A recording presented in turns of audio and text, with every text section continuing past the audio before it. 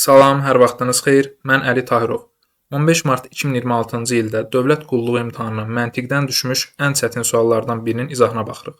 Sual nəyə görə çətindir? İlk olaraq ona görə ki, sual açıq sualdır və fərqli tipdə bir sualdır. Bunun üçün situasiya var burada. Bu situasiyanı başa düşmək lazımdır. Sual necə həll olmalıdır? Mən birbaşa olaraq sualın izahına və cavabına keçməyəcəm. Sualı necə həll olmalıdır, onu da izah etməyə çalışacağam. Bu tip sualları ümumiyyətlə situasiya təsvir olunan məsələlərdə siz onları həll etmək üçün əgər ümumiyyətlə məsələni başa düşə bilmirsinizsə, məsələnin həllini təsəvvür belə edə bilmirsinizsə, bu zaman o sualın kiçik bir modelini qurmalısınız. Əvvəlcə sualı oxuyaq, sonra sualın həll yoluna bir yerdə baxaq. Uşaqlar, qadınlar və kişilərdən ibarət turistlər 6 qrupa bölünür. Hər bir qrupdakı qadınların sayı digər qruplardakı uşaqların sayına bərabərdir. Hər bir qrupdakı uşaqların sayı digər qrupdakı kişilərin sayına bərabərdir. Turistlərin ümumi sayının 120-dən kiçik cüt ədəd olduğunu bilərək turistlərin sayını tapın. Əvvəlcə sualı başa düşməyə çalışaq. Turistlərin sayını bizə vermir, biz tapmalıyıq. Amma 6 qrupa bölündüyünü bizə yazır. Və deyir ki, hər bir qrupdakı qadınların sayı digər qrupdakı uşaqların sayına bərabərdir. Məsələn, 1, 2, 3, 4, 5, 6 dənə qrup yaratdım burada. Yazıram bura. Uşaqlar və qadınlar. Məsələn, bu qrupdakı qadınların sayı digər qruplardakı uşaqların sayına bərabərdir. Deməli, bu 2, 3, 4, 5, 6-cı qrupda nə qədər uşaq varsa, onların cəmi verir buradakı qadınların sayını. Və yaxud da ki, başqa bir qrup götürək. Məsələn, 3-cü qrupdakı qadınların sayı 1, 2, 4, 5, 6 nömrəli qruplardakı uşaqların sayının cəminə bərabərdir. Və digər cümlədə eyni şey deyir. Burada deyir ki, qrupdakı uşaqların sayı, hər bir qrupdakı uşaqların sayı digər qruplardakı kişilərin sayına bərabərdir. Eyni şey, yəni uşaq və kişi arasında da eyni bir əlaqə var. Və biz burada düşünə bilərik ki, qrupdakı uşaqların sayı, kişilərin sayı və qadınların sayı eynidir. Amma elə bir şərt yoxdur bu cümlələrin içində. Eyni ola da bilər, olmaya da bilər. Ona görə gəlin eyni olduğunu düşünək və eyni olduğunu yoxlamaq çox sürətli olacaq. Görək eyni olanda cavab çıxırmı? Və görəcəyik ki, eyni deyil, onda deməli fərqli yollarla tapmaq lazımdır. Çünki ən birinci ilk ağla gələn sayıların eyni olmasıdır və eyni olduğunu yoxlayanda biz almadığını görürük. Yazıram bura kişilər, uşaqlar, qadınlar. Niyə belə düzdüm? Çünki uşaqların sayı kişilərdən, qadınların sayı da uşaqlardan asılı idi. Bu formada düzdüm. Və indi sayılarını da qeyd edəcəm. Deməli, burada qrupları ayıraq. Kişilərin sayını, məsələn, minimum götürürəm 1. Hər bir qrupda bir dənə kişi var.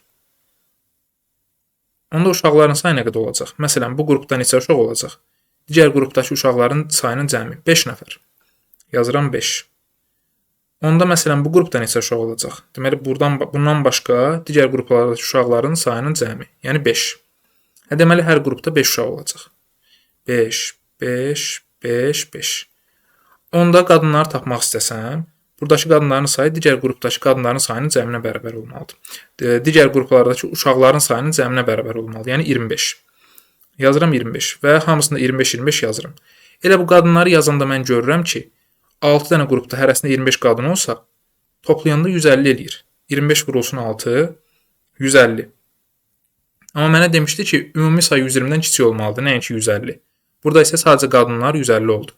Deməli, sayılar eyni deyil.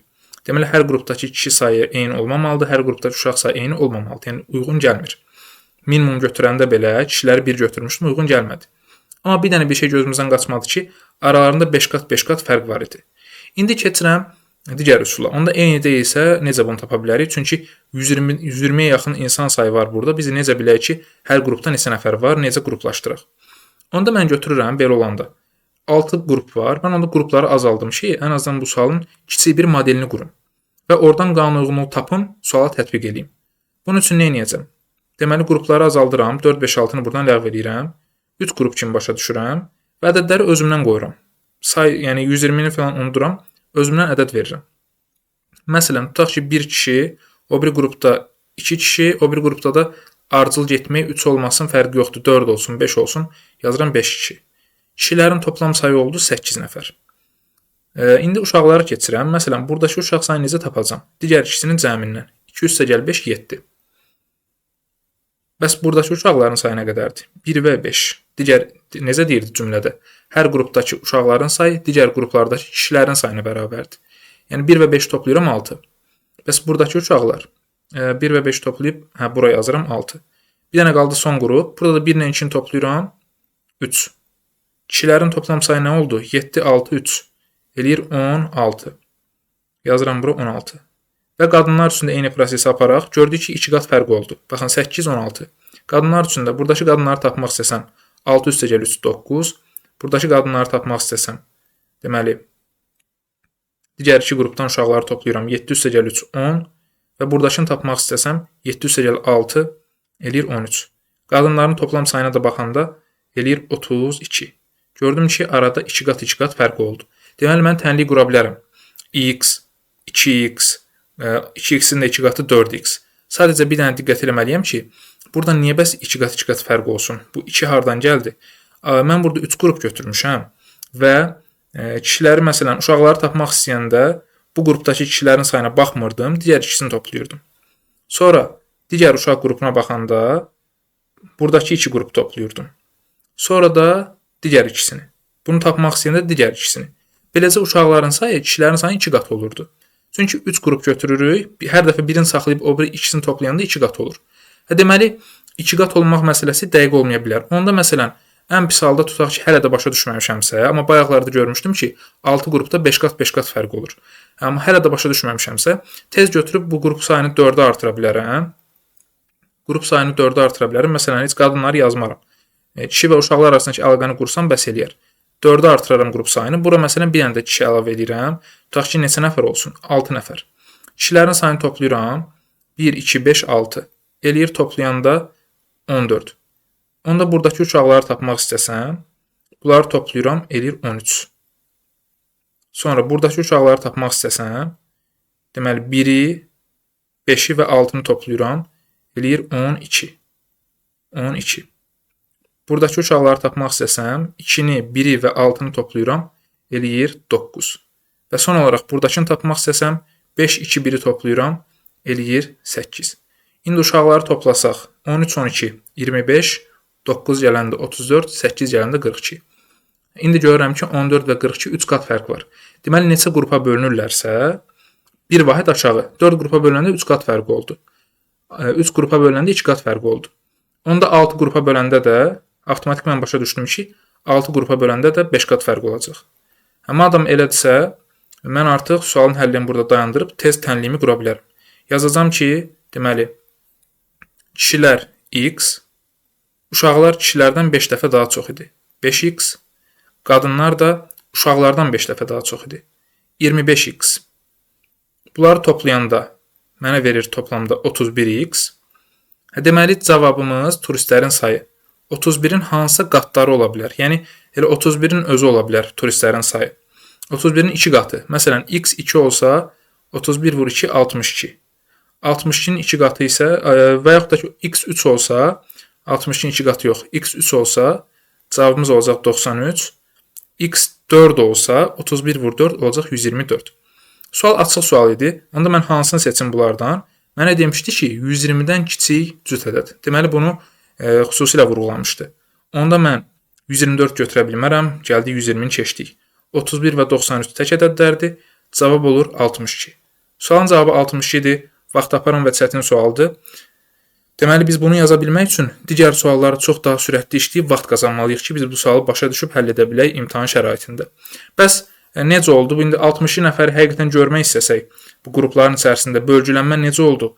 Axı, bayaqlar biz kişiləri bir götürəndə belə alınmırdı. Alınmırdı, yəni ki, saylar düz gəlmirdi. Kişiləri bir götürəndə belə, deməli, biz 120-ni aşmışdıq. Onda necə olacaq? Biz gəlin ona baxaq. Deməli, 31-i biz 62 almaq üçün x-i 2 götürəsi olduq. 31 vur 2, cavabımız oldu 62. Əgər görmək istəyiriksə həllin doğruluğunu, ona baxa bilərik. Cavabımız isə 62-dir.